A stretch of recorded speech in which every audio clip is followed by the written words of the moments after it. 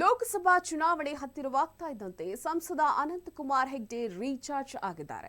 ಆದರೆ ಸಿದ್ದು ವಿರುದ್ಧ ಏಕವಚನದಲ್ಲಿ ಸ್ಫೋಟಕ ಬ್ಯಾಟಿಂಗ್ ನಡೆಸಿದ ಹೆಗ್ಡೆ ವಿರುದ್ಧ ಸೈಲೆಂಟ್ ಆಗಿ ಸಿಟಿ ರವಿ ಕಿಡಿ ಹಚ್ಚಿದ್ದು ಪಕ್ಷದೊಳಗಿನ ಜ್ವಾಲೆಯನ್ನ ಸ್ವಪಕ್ಷದವರೇ ಎತ್ತಿ ಹಿಡಿದಂತಾಗಿದೆ.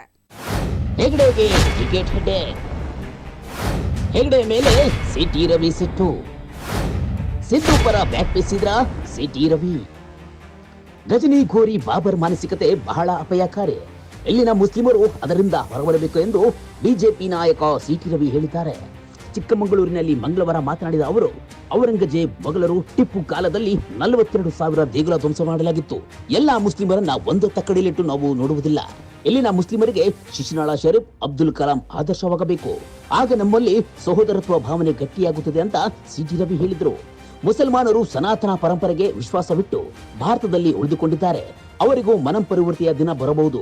ಮಂದಿರ ಕೆಡವಿ ಮಸೀದಿಯಲ್ಲಿ ನಮಾಜ್ ಮಾಡಿದರೆ ಅದು ಹರಾಮ್ ಆಗುತ್ತೆ ಅಂತ ಅಭಿಪ್ರಾಯಪಟ್ಟಿದ್ದಾರೆ.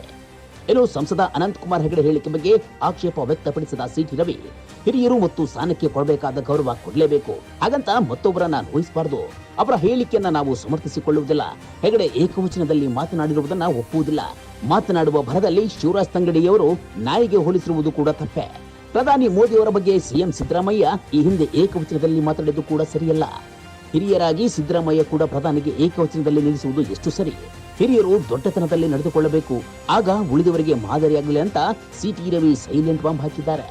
ಒಟ್ನಲ್ಲಿ ಅಯೋಧ್ಯೆ ವಿಚಾರವಾಗಿ ಸಿದ್ದು ವಿರುದ್ಧ ಗುಡುಗಿರುವ ಹೆಗಡೆ ಹೇಳಿಕೆಯನ್ನ ಸಿಟಿ ರವಿ ಅಸಮರ್ಥನೆ ಮಾಡಿಕೊಂಡದ್ದು ಹೆಗಡೆಗೆ ಹೆಡ್ಡೇಕ್ ಆಗಿದೆ. ಲೋಕಸಭೆ ಟಿಕೆಟ್ಗಾಗಿ ಹುಡುಗಿರುವ ಅನಂತಕುಮಾರ್ ಹೆಗಡೆಯ ಸದ್ದು ಕೇಂದ್ರದ ಬಾಗಿಲಿಗೆ ತಟ್ಟುತ್ತಾ ಅಥವಾ ಬಾಗಿಲು ಮುಚ್ಚುತ್ತಾ ಅಂತ ಕಾದು ನೋಡಬೇಕಾಗಿದೆ. News desk, Ashwavega news.